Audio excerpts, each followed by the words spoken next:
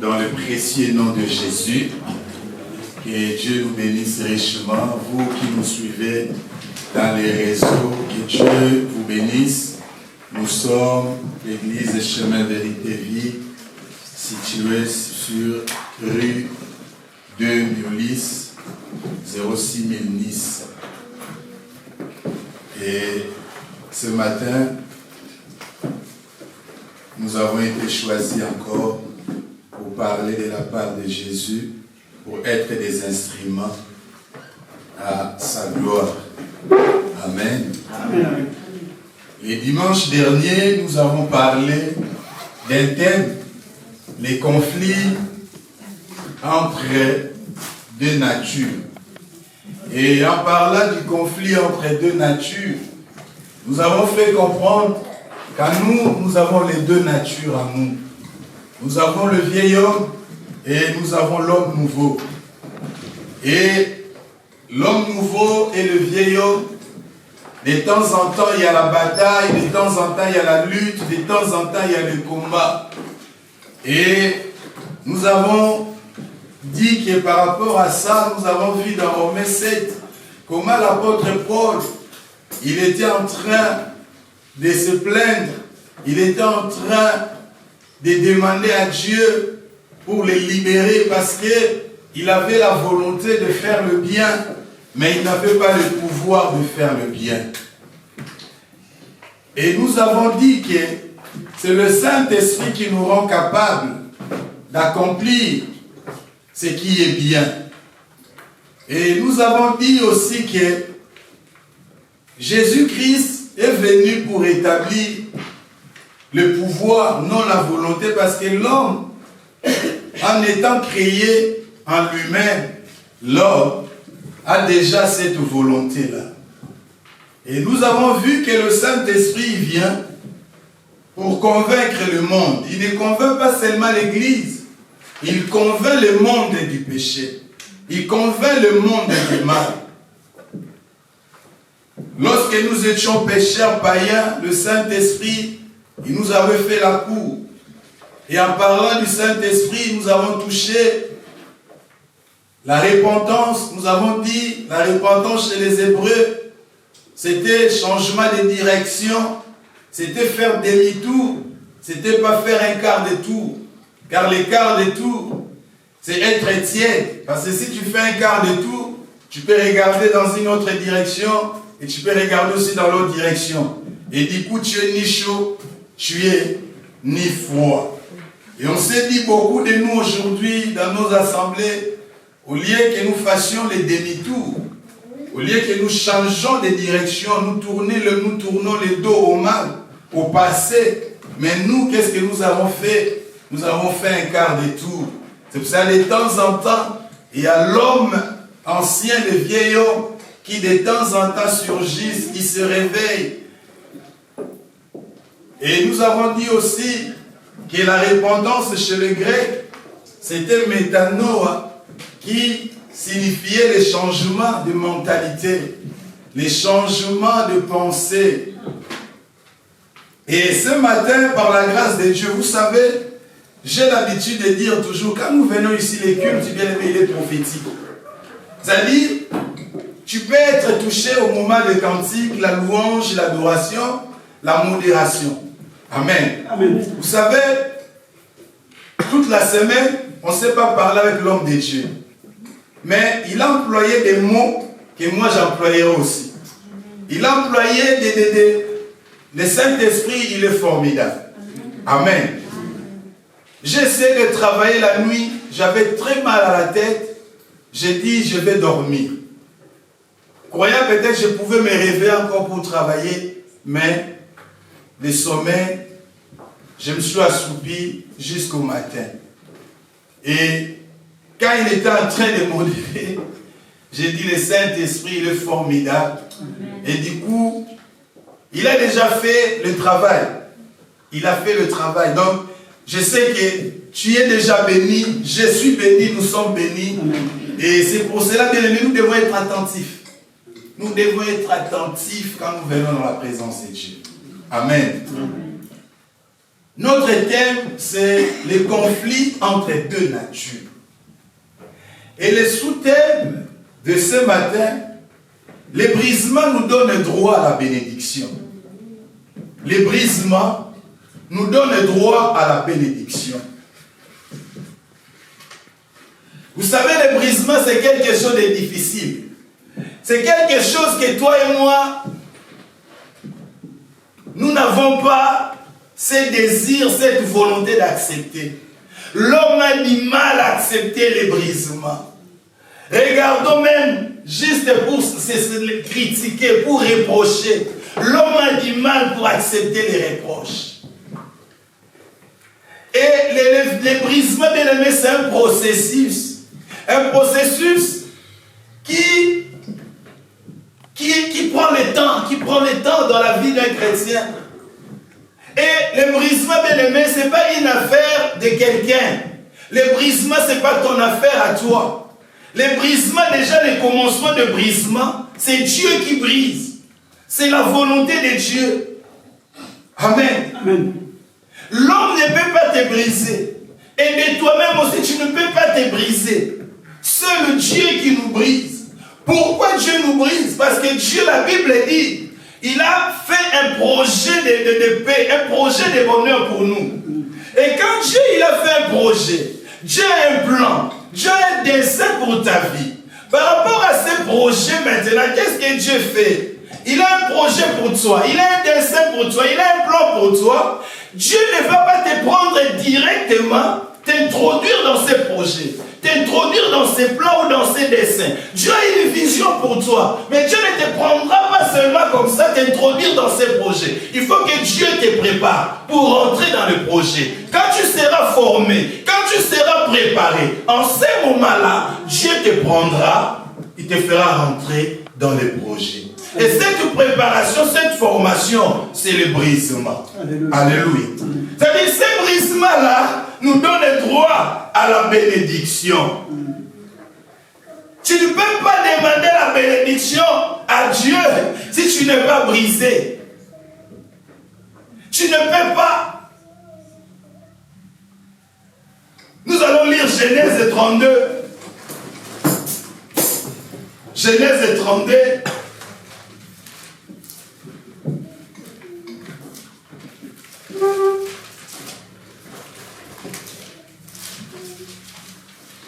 C'est un long texte, mais j'aimerais que nous puissions commencer à partir du verset 24, l'homme de Dieu. Mais toi, dans la maison, tu pourras lire tous les chapitres de Genèse 32. Genèse 32 à partir du verset 24. 24. Après leur avoir fait traverser le torrent et avoir fait passer tout ce qui lui appartenait, Jacob resta seul. Alors un homme lutta avec lui jusqu'à l'aube. Quand l'adversaire vit qu'il n'arrivait pas à vaincre Jacob, il lui porta un coup à l'articulation de la hanche, qui se démit pendant qu'il luttait avec lui. Puis il dit à Jacob, « Laisse-moi partir, car le jour se lève. » Mais Jacob répondit, « Je ne te laisserai pas aller avant que tu ne m'aies béni. » Quel est ton nom? Demanda l'homme. Jacob répondit-il. Désormais, reprit l'autre, tu ne t'appelleras plus Jacob, mais Israël. Il lutte avec Dieu. Car tu as lutté avec Dieu et avec les hommes et tu as vaincu. Jacob l'interrogea. S'il te plaît, fais-moi connaître ton nom. Pourquoi me demandes-tu mon nom? Lui répondit-il. Et il les bénit là. Verset 31. Jacob nomma ce lieu Péniel, la face de Dieu. Car dit-il, j'ai vu Dieu face à face et j'ai eu la vie sauve. Quand il eut passé les guets de Péniel, le soleil se leva, Jacob boitait de la hanche. C'est pourquoi, jusqu'à ce jour, les Israélites ne mangent pas le muscle de la cuisse fixé à l'articulation de la hanche, car c'est là que Dieu avait frappé Jacob. Amen. Est-ce qu'on peut acclamer la parole de Dieu? Ici, c'est l'histoire de Jacob. L'histoire de Jacob, nous connaissons l'histoire de Jacob. On l'enseigne, on les raconte. Jacob, ici, il était à la fuite. Il était en train de fuir son frère Ésaü. Jacob, il avait peur par rapport à ce qu'il avait fait à son frère Ésaü. La Bible dit ce jour-là, leur papa Isaac avait besoin de manger. Il voulait leur bénir. Il a dit, mais avant que je puisse vous bénir, il faut que je puisse manger. Et ce jour-là, il a demandé à Ésaü d'aller chercher parce que c'est Ésaü qui devait le faire bien aimer à manger. Mais comme Rebecca avait la prophétie, Rebecca avait la révélation. Parce que quand nous lisons Romains 9, nous comprenons Dieu, quand il s'est manifesté à Rebecca, Dieu a dit que dans le ventre de Rebecca, il y avait 2 nations. Il y avait 2 enfants. Et ces 2 enfants-là, Dieu a dit à Rebecca, l'aîné sera assujetti au plus petit. Ça veut dire le plus petit va prendre la domination sur l'aîné. Et cette prophétie-là, cette révélation-là, Rebecca en avait. Et quand elle a entendu que Isaac allait bénir, il avait besoin de manger. Et lui, comme il avait la prophétie, elle a appelé son fils Jacob. Il lui a dit, tu ne vas pas aller loin. Derrière la maison, il y en a des brebis. Vas-y, tu vas faire à ton père pour que ton père puisse te bénir. Amen. Amen. Et par rapport à ça, quand lui maintenant, il a eu la bénédiction, Isaac, quand il est venu, il n'y avait plus rien. Isaac il dit, Ésaü quand il vient, Isaac il dit, tout ce que j'avais, j'ai donné. Amen. Mais est-ce qu'Isaac n'avait plus de paroles? Il avait des paroles. Mais la parole de bénédiction, il n'y avait qu'une seule. Et cette parole-là, il n'en avait plus. Je peux m'en parler, mais la parole que j'avais pour vous, pour bénir, c'était une seule parole. Et bien aimé, dans la marche chrétienne, notre marche, notre vie chrétienne, c'est une vie de combat. Une vie de combat avec Dieu.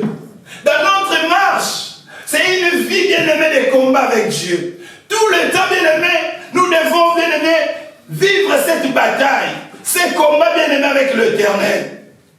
Nous parlons souvent des combats spirituels. Nous parlons souvent des combats avec les démons, les combats avec les sorciers, avec le monde de ténèbres. Mais jamais nous parlons des combats avec l'Éternel. Alléluia. Amen. Bien aimé, au-delà des combats avec les démons, au-delà des combats avec le monde de ténèbres, des sorciers, mais le plus important au-delà de ces combats-là, c'est un combat avec l'Éternel. Alléluia. Et cet homme Jacob, la Bible dit, cet homme bien-aimé, je ne vais pas trop m'avancer, je ne vais pas aller trop vite. Je vais aller si doucement. Nous allons lire Exode 1. La Bible dit, voici les noms des fils d'Israël venus en Égypte avec Jacob et la famille de chacun d'eux. Alléluia. Voici les noms des fils d'Israël venus en Égypte avec Jacob et la famille de Jacob et la famille de chacun d'eux. Bien-aimés dans le Seigneur, pourquoi ici on n'a pas écrit voici les noms des fils d'Israël venus en Égypte avec Israël et la famille de chacun d'eux? Pourquoi ils n'ont pas écrit voici les noms des fils de Jacob venus en Égypte avec Jacob et la famille de chacun d'eux? Mais pourquoi ils ont marqué voici les noms des fils d'Israël? Alléluia. Parce que déjà, quand nous avons lu, nous avons vu comment Dieu a changé le nom de Jacob en Israël. Mais ici, bien aimé, Israël, c'est l'image de l'homme nouveau. Et Égypte, c'est le symbole de l'esclavage. L'Égypte, c'est le symbole du monde. Et Jacob, bien-aimé, c'est un usurpateur. Jacob, c'est un tricheur. Jacob, c'est un voleur. Jacob, c'est un vieil homme. Alléluia. Et ici, on est en train de dire quoi? On est en train de dire ceci. Si toi, tu continues à suivre Jacob, tu iras en esclavage en Égypte. Si tu continues à garder le vieil homme en toi, tu vas aller en Égypte avec Jacob. Alléluia. C'est-à-dire, Jacob t'amène directement en Égypte. Ici, bien aimé, on est en train de nous faire comprendre la destinée finale, bien aimé, d'un enfant de Dieu. La destinée finale, bien aimé, d'un chrétien. Dieu nous fait comprendre que si toi tu continues à garder Jacob, tu ne finiras pas au ciel. Mais si tu continues à vivre selon l'homme nouveau, c'est en cela que tu vas aller au ciel. C'est en cela que tu vas rentrer dans la félicité céleste. C'est en cela que tu verras l'Éternel Dieu des armées. Mais si tu continues à vivre selon Jacob, tu ne verras pas le Seigneur. Alléluia. Jacob t'amènera en esclavage. Jacob t'amènera en enfer. Et bien aimé, quand nous lisons ce passage, comment un homme peut combattre avec Dieu et vaincre Dieu? Dieu qui est esprit. Mais comment un homme qui est fait de chair et de sang va combattre avec celui qui est spirituel? Comment l'homme qui a juste un seul souffle peut combattre avec celui qui a ni commencement et ni fin? Comment l'homme qui est mortel peut combattre celui qui est immortel? Et celui qui est immortel va le déclarer gagnant. Comment un homme qui est limité peut combattre avec un homme qui est illimité? Et cet homme qui est illimité va le déclarer gagnant. Alléluia. Est-ce que tu t'es déjà posé ces questions? Comment un homme, réalisons aujourd'hui, bien-aimé, si c'était dans un ring, bien-aimé, est-ce que Dieu, aujourd'hui, si Dieu descendait dans un ring de catch, un ring de boxe, quel est cet homme qui pourra se tenir devant Dieu? Dire que moi je vais faire la boxe avec toi. Moi je vais faire les catch avec toi. Alléluia. Amen. Comment un homme peut sortir vainqueur au devant du Seigneur? Comment cela est possible? C'est possible, bien aimé, de vaincre les hommes. La Bible dit, tu as vaincu les hommes. C'est normal dans Jacob. C'est normal, Jacob, tu puisses vaincre les hommes. C'est normal, Jacob, tu puisses vaincre Esaü. Parce que tu l'as roué. Combien bien aimé, aujourd'hui, nous vaincrons des hommes? Nous vaincrons des hommes aujourd'hui. Quand quelqu'un t'insulte, toi aussi tu l'insultes. Et les gens qui sont entourés, ils vont voir que ton insulte est plus peut-être important que son insulte. Les gens vont dire, ah, t'as vu comment il a insulté? Et toi, toi-même, tu vas te sentir, tu dis, waouh, j'ai gagné le combat. Il y en a peut-être, mais quand on était encore enfant, quand tu fais ça, les gens ils commencent à crier, à clamer. Ils disent, ah, regarde comment il a fait. Et Jacob, bien-aimé, il a roué, bien-aimé Esaü. Il a vaincu. Il a roué Laban. Il a vaincu. Mais comment maintenant, Jacob, tu dois vaincre Dieu? Alléluia. Amen, amen. Le processus, bien-aimé, de brisement. Bien-aimé, Dieu sait faire les choses. La Bible dit, ce qui est impossible à l'homme est possible à Dieu. La parole de Dieu est esprit et vie, bien-aimé. La lettre tue, mais l'esprit vivifie.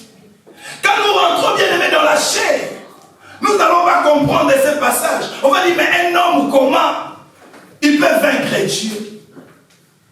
Mais quand nous rentrons dans la dimension spirituelle, dans la dimension prophétique, nous allons comprendre, bien aimé, c'est ce passage.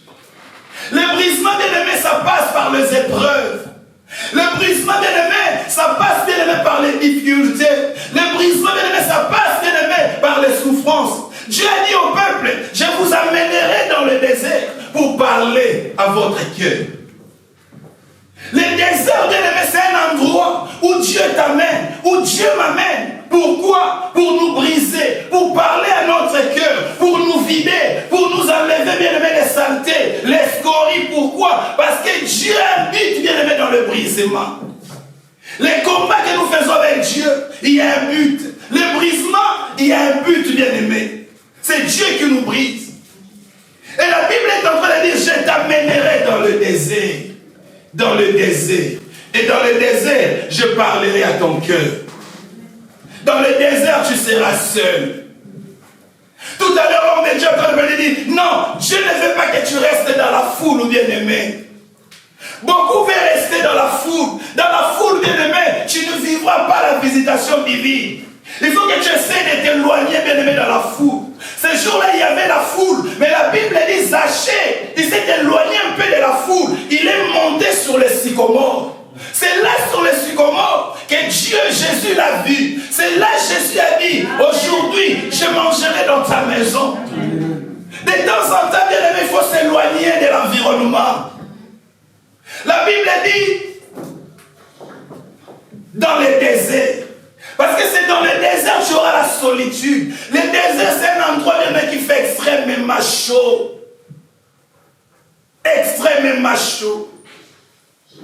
Et quand nous lisons, bien aimé, la Bible et l'histoire de Moïse, la Bible est en train de dire, Moïse a été instruit, bien aimé, dans la sagesse égyptienne. Mais Dieu avait un plan. Tout à l'heure au début, je disais les plans, les projets. Les plans, les projets. Mais ces plans, ces projets, il a fallu un homme. Mais pour avoir cet homme-là, Dieu devait préparer cet homme. Parce que cet homme ne pouvait pas aller accomplir la mission avec la mentalité égyptienne.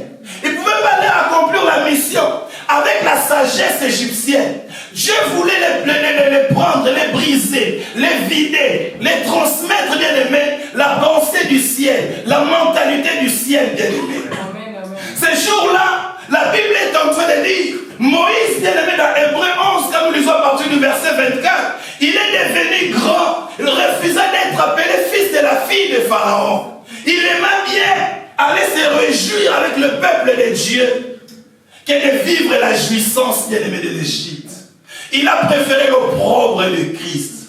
Ça veut dire qu'il a changé la mentalité. Il n'a plus la mentalité de tout est permis. Aujourd'hui, dans l'église, nous avons la mentalité de tout est permis. Mais nous n'avons plus la mentalité de tout ce qui est utile. Nous n'avons plus la mentalité de l'opprobre de Christ. Nous avons plus la mentalité de la vie quotidienne. La mentalité de un pour un, dent pour dent. Mais la Bible dit, Dieu a pris Moïse, bien-aimé. Il est parti le former chez son beau-père, Jéthro. Bien-aimé, Dieu a pris le temps. Pendant 40 ans, bien-aimé, cet homme a été formé. Cet homme a souffert, bien-aimé. Pourquoi? Parce que Dieu voulait accomplir quelque chose avec son peuple. Alléluia. Amen. Dieu a pris le temps de briser Moïse. Mais est-ce que, bien-aimé, Moïse, bien-aimé, à un moment donné, il était en train, bien-aimé, de résister. Mais après, un moment donné, il s'est laissé faire. Le problème, nous ne nous laissons pas faire, bien-aimé. Le brisement, c'est un passage obligé. Pour un enfant de Dieu, pour un chrétien, tu veux prétendre vivre la gloire de Dieu, il faut que tu sois brisé. La Bible est en train de dire Christ est Jésus, notre maître. Bien-aimé, il était vénéré par les anges, bien-aimés, au ciel. Mais la Bible dit Christ est venu sur la terre. Qui a brisé Christ? Son Père lui-même. Christ est passé, bien-aimé, par le désert sur la terre. Il a subi l'humiliation.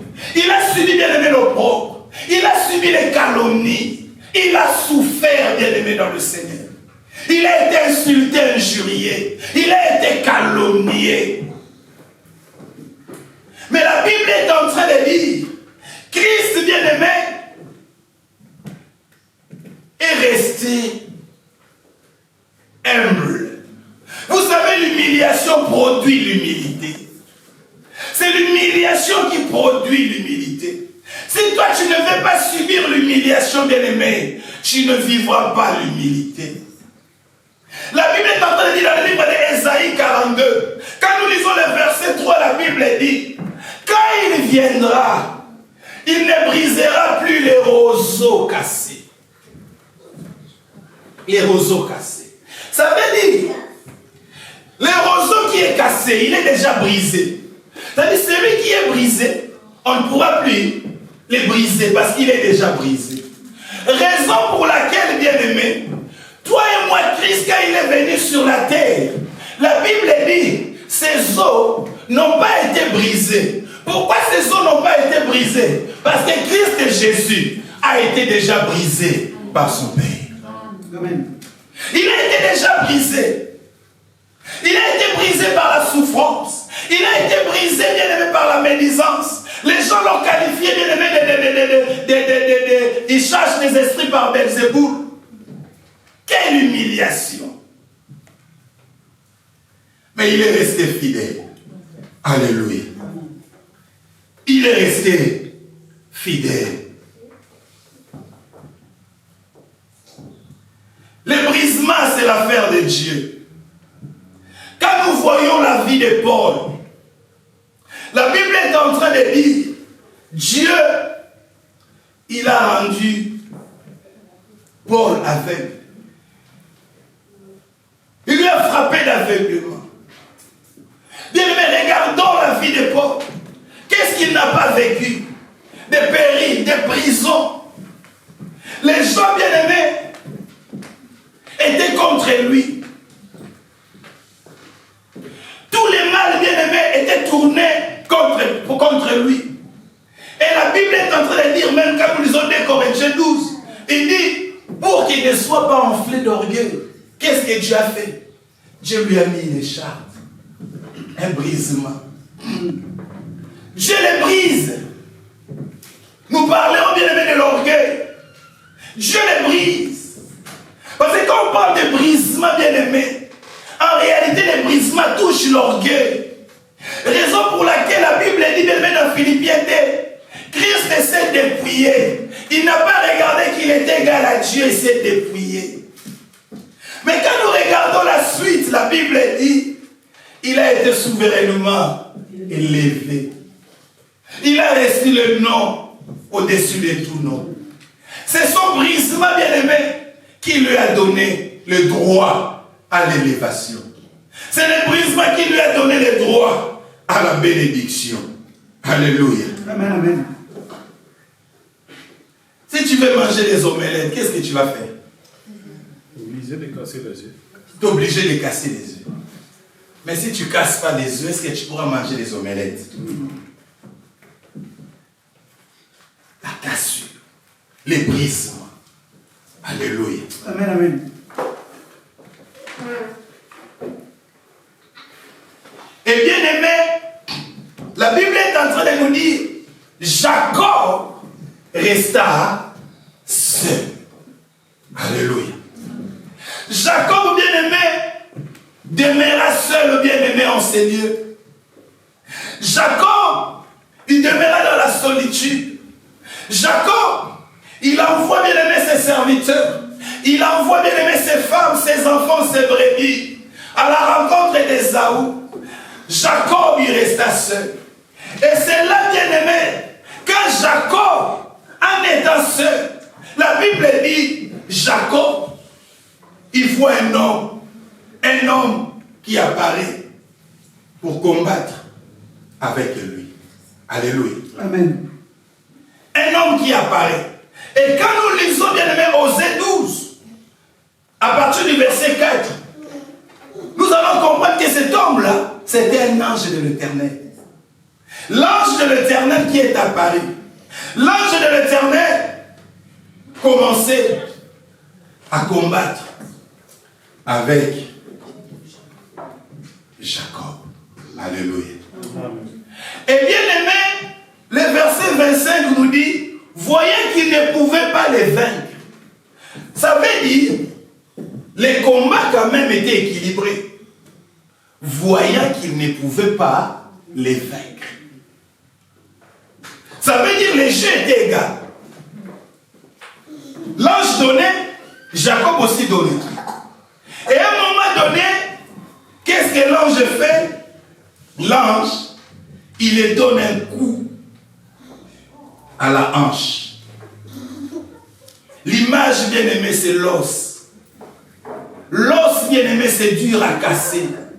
C'est pour ça qu'on est en train de dire les brisements, bien aimé, c'est dur. Et quand, bien aimé, on a cassé, bien aimé, Jacob, on a donné un coup. Jacob, je m'imagine, cet homme était à côté de lui. Jacob s'est accroché. Alléluia. Il s'est accroché à cet homme. Et la Bible est en train de dire, nous allons lire cela.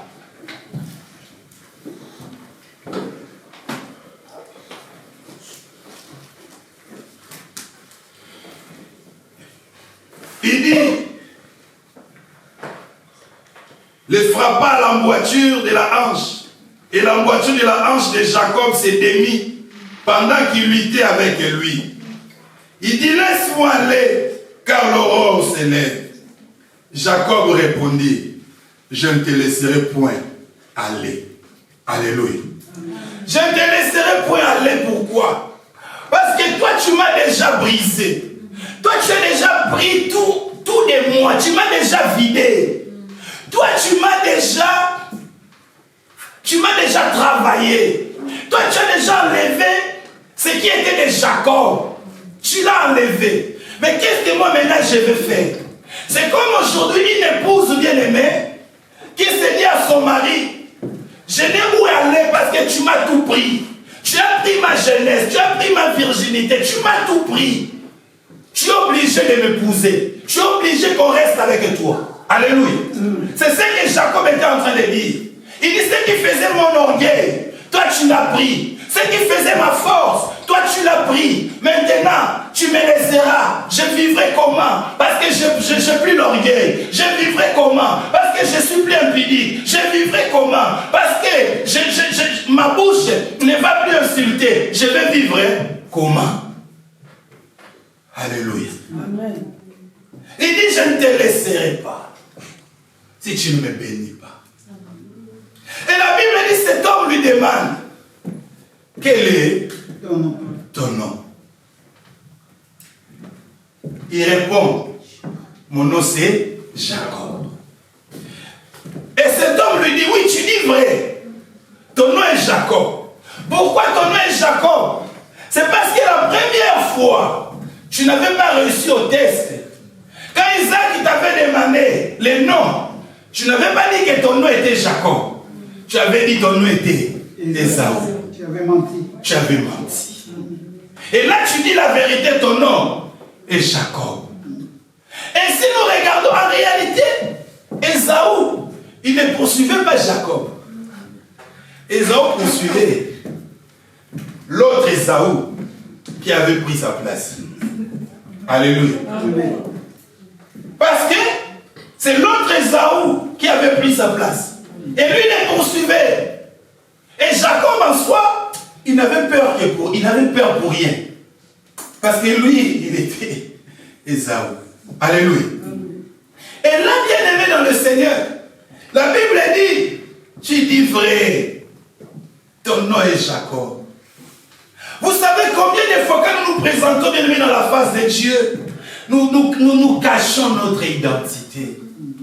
Mais ce jour-là, lui, il a dit son identité. Il a dit non, effectivement, je suis voleur. Je suis tricheur, je suis usurpateur, bien-aimé. Nous venons dans la face de Dieu. Tu verras un enfant de Dieu en train de prier, en train d'adorer. Mais il n'arrive pas à dire à Dieu, Seigneur, je suis une voleuse. Seigneur, je suis une une impudique. Seigneur, je suis une orgueilleuse, un orgueilleux. Façonne-moi, brise-moi. Nous nous présentons comme des vrais, mais aussi longtemps nous sommes faux. Mais Jacob ne s'est pas présenté comme un vrai, il s'est présenté comme un faux. Combien de fois tu t'es présenté devant Dieu comme un vrai, mais aussi longtemps tu étais un faux. Et la Bible dit, bien aimé, il dit, je ne te laisserai pas si tu ne me bénis pas. Mais de quelle bénédiction Jacob demandait? Alléluia. Nous avons dit, bien aimé, Dieu avait fait un plan. Dieu avait fait un projet. Mais dans le projet de Dieu, il faut que Dieu te prépare pour entrer dans ce projet-là. Et ici, bien aimé, la Bible est en train de dire, c'est Dieu qui les déclare vainqueurs. Ce n'est pas Jacob qui s'est dit, je suis vainqueur. Mais c'est Dieu qui les déclare vainqueurs. Mais comment Dieu, toi tu as vaincu Jacob? Toi tu l'as frappé. Jacob, il commence, bien aimé, à marcher, à tituber. Mais Dieu, tu les déclares vainqueurs. Alléluia. La Bible dit, les pensées de Dieu ne sont pas nos pensées. Les voies de Dieu ne sont pas nos voies. Alléluia. Amen, amen. Jacob, est-ce que Jacob, toi tu n'avais pas la bénédiction? Parce que Jacob était riche. Jacob avait des brebis. Jacob avait des femmes. Jacob avait des enfants. Jacob avait des serviteurs. Dieu l'avait rendu riche, bien aimé chez Laban. Mais comment Jacob, tu vas demander la bénédiction? Si on décide, toi et moi, nous étions Dieu, je vais dire à Jacob, mais Jacob, tu me demandes la bénédiction. Mais Jacob, tu as combien de têtes de brebis? Tu as combien de têtes de bœuf? Alléluia. Si on pouvait les contextualiser, bien aimé, dans le contexte actuel, on dirait que Jacob avait des villas. Jacob avait des jets privés. Mais comment Jacob, tu as tout ça? Mais tu vas me demander encore de te bénir. Alléluia. Bien aimé, la bénédiction que dans Jacob demandait, c'était le changement. Alléluia. La bénédiction qu'il demandait, c'était juste le changement. La bénédiction que Jacob demandait, c'était la transformation.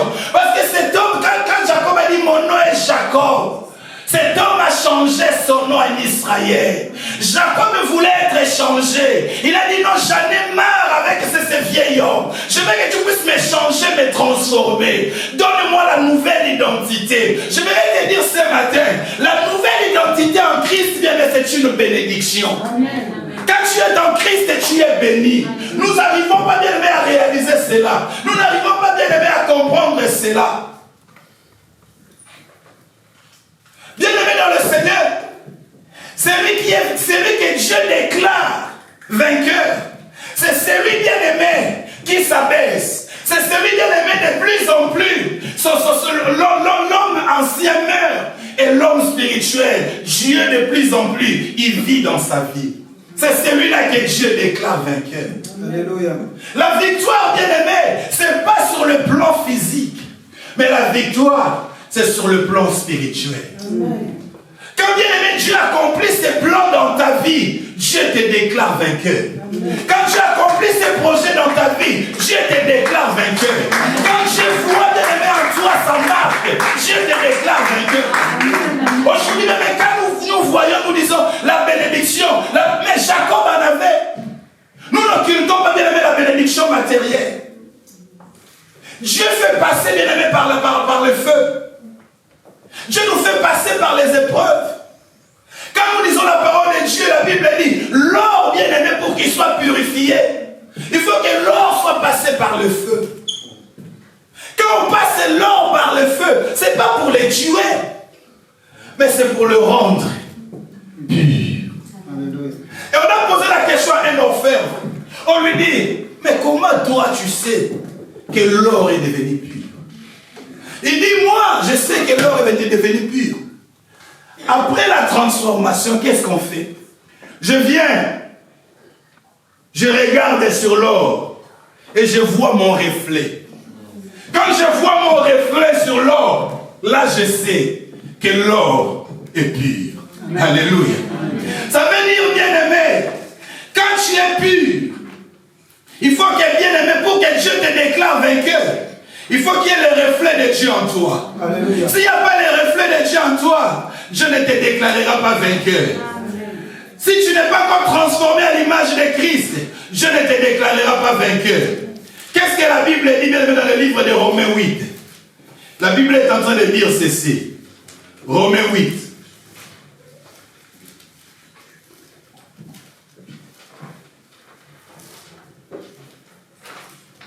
La Bible dit,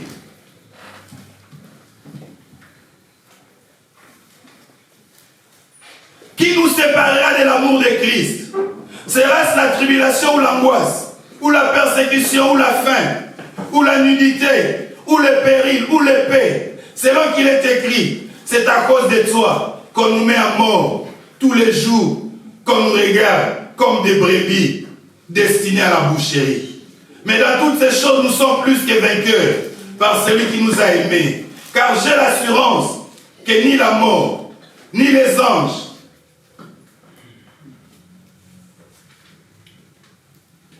non, je monte un peu.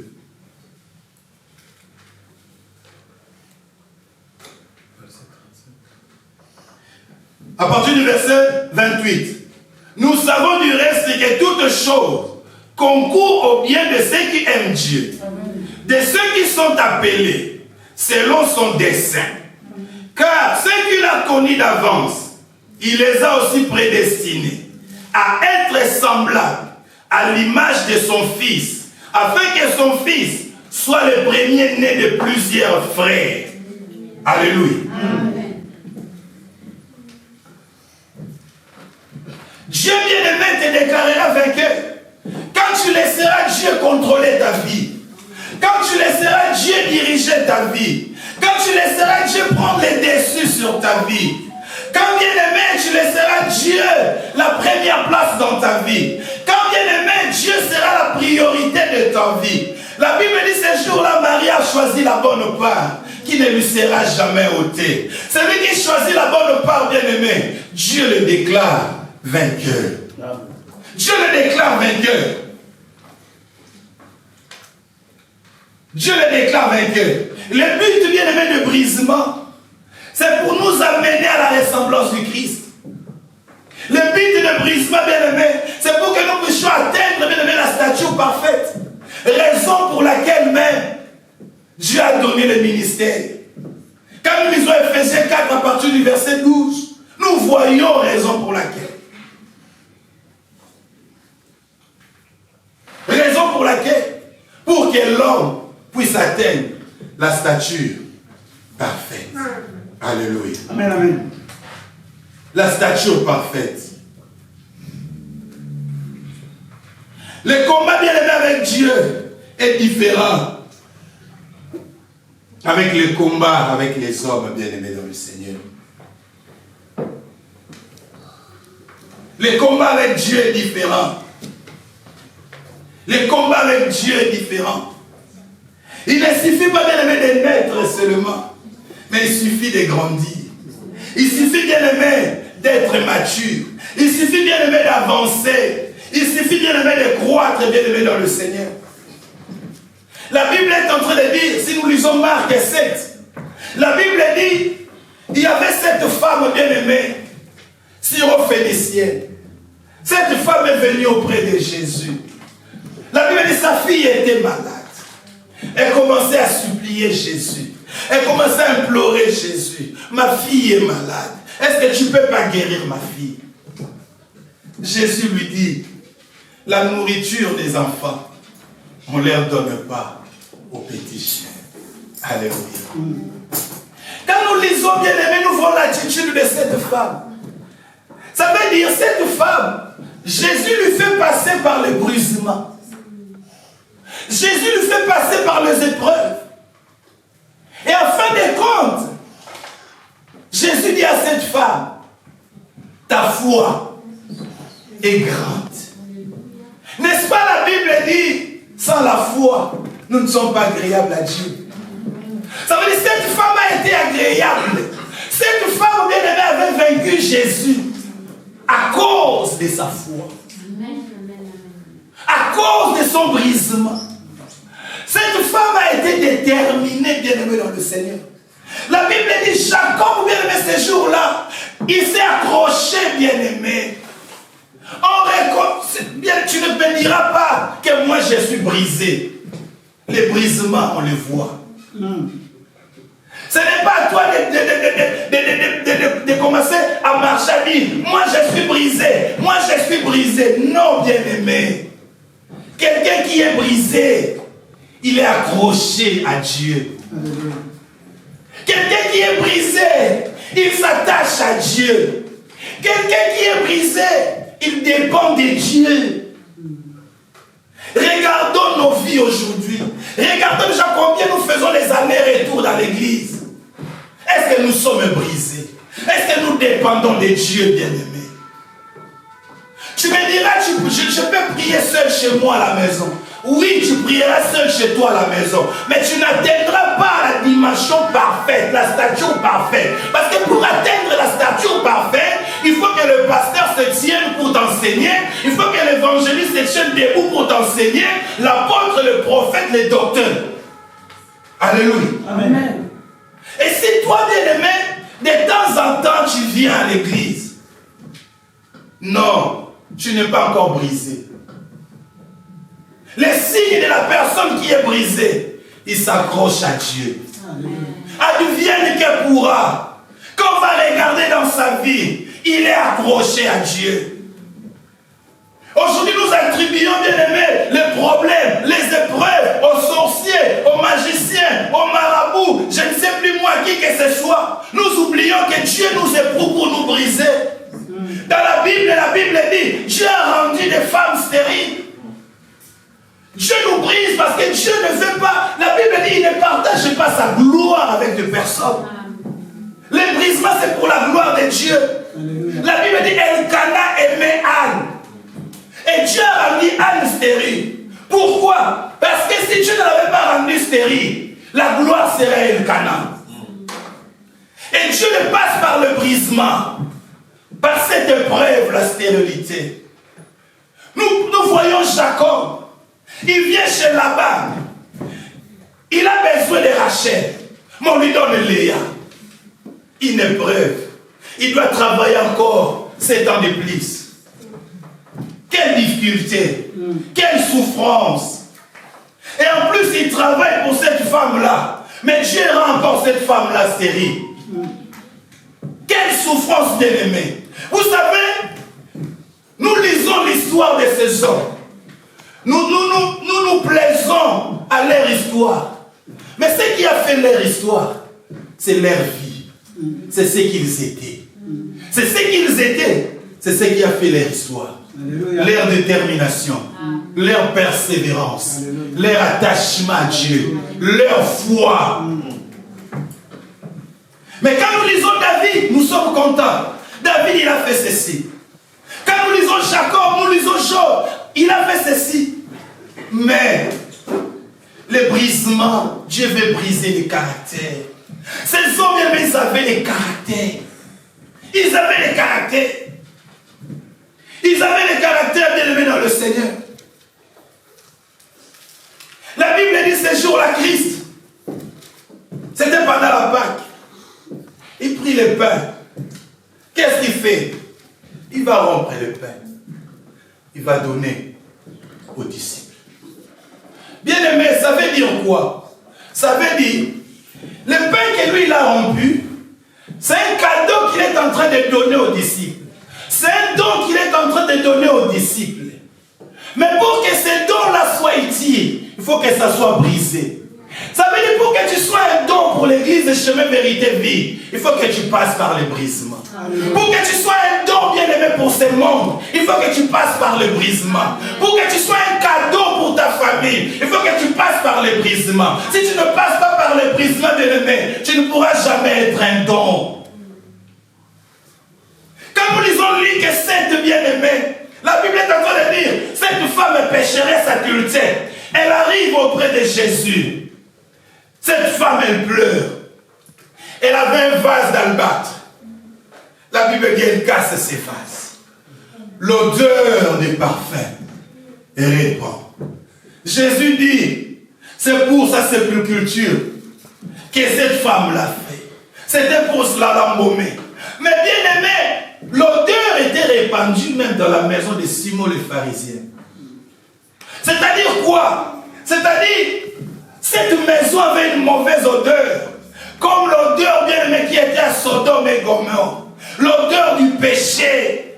Mais quand cette femme, cette vase, l'image bien aimée de sa vie, il faut que ta vie soit cassée. Pour que ce qui est en toi, que Dieu a mis en toi, puisse sortir. Pour que les gens le bénéficient. Amen. Mais aujourd'hui, bien aimé, nous ne voulons pas, bien aimé, se laisser entre les mains du Seigneur. Quand tu te laisses entre les mains du Seigneur, c'est en cela que Dieu va te briser. Il va te donner au monde. Alléluia. Bien-aimé, le brisement donne droit à la bénédiction. Donne droit à la bénédiction. Quand même la bénédiction spirituelle, aussi la bénédiction matérielle. Quand nous lisons les livres d'Ésaïe, si ma mémoire est bonne, Ésaïe 38, 2 Rois 20, on nous parle d'Ézéchias. La Bible dit, Ézéchias était malade. Malade, prêt à mourir. Dieu envoie Ésaïe le prophète. Il arrive, il lui dit, Ézéchias, donne les ordres dans ta maison. Parce que tu vas mourir. Ézéchias il tourne les dos. Il dit, Seigneur, souviens-toi, j'ai été intègre. Vous nous avez parlé de l'intégrité ici. Souviens-toi, j'ai été intègre. Et Ézéchias ne dit pas que j'ai été intègre aux yeux des hommes. Il dit, Dieu, souviens-toi que tu m'avais déclaré vainqueur par l'intégrité. Dieu, souviens-toi, tu m'avais déclaré vainqueur en faisant du bien. Dieu, souviens-toi que tu m'avais déclaré vainqueur. Et maintenant, Dieu, toi, tu m'avais déclaré vainqueur. Aujourd'hui, tu viens, tu dis, je vais mourir. Non, j'ai droit à la bénédiction. Parce qu'un jour, tu m'avais brisé. Et aujourd'hui, par rapport à ces brisements, j'ai droit à la bénédiction. Et la Bible dit, le prophète n'était pas encore sorti. Dieu lui dit, va lui dire, je le bénis encore. Alléluia. Je lui rajoute 15 années. Alléluia. Alléluia. Je lui rajoute 15 années. Il a droit à la bénédiction, bien-aimé. Est-ce que ce matin, toi tu peux dire à Dieu, souviens-toi qu'un jour tu m'avais déclaré vainqueur. Est-ce que ce matin tu peux dire à Dieu, Dieu, souviens-toi qu'un jour tu m'avais déclaré vainqueur par l'humilité. Souviens-toi qu'un jour, tu m'avais déclaré vainqueur par l'hospitalité. La Bible est en train de dire Jésus-Christ allait de village en village. Fais-ça du bien. Fais-ça du bien. Alléluia. Bien-aimé dans le Seigneur, Christ et Jésus, il a été brisé par Dieu lui-même. Il a été vaincu. Et Dieu l'a déclaré vainqueur. Pourquoi? Parce qu'il était l'agneau. S'il était le lion, on ne pouvait pas le vaincre.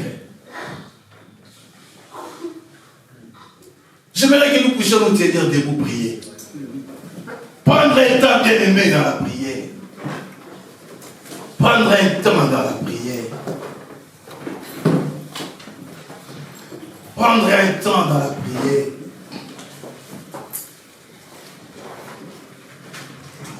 Jacob a été béni. Combien aujourd'hui, bien-aimés, il y a Jacob à nous? Combien aujourd'hui nous ne parlons plus de la nation de Jacob, mais nous parlons de la nation d'Israël. Pourquoi on ne parle pas de la nation de Jacob? C'est parce que Dieu avait changé les noms. Et ce matin, j'aimerais que, bien-aimé, tu pries à Dieu. Regarde, bien-aimé, ces domaines où toi tu n'es pas encore brisé. Ce matin, tu vas dire à Dieu, Dieu, j'aimerais que tu puisses me déclarer aussi vainqueur, comme tu as déclaré à Jacob. Mais pour que Dieu te déclare vainqueur, il faut que tu sois vrai au devant de lui. Il faut que tu lui dises, bien-aimé, tu te présentes comme tu es. Comme tu es. Tu vas élever ta voix. Tu vas prier. Prie au Seigneur. Prie au Seigneur.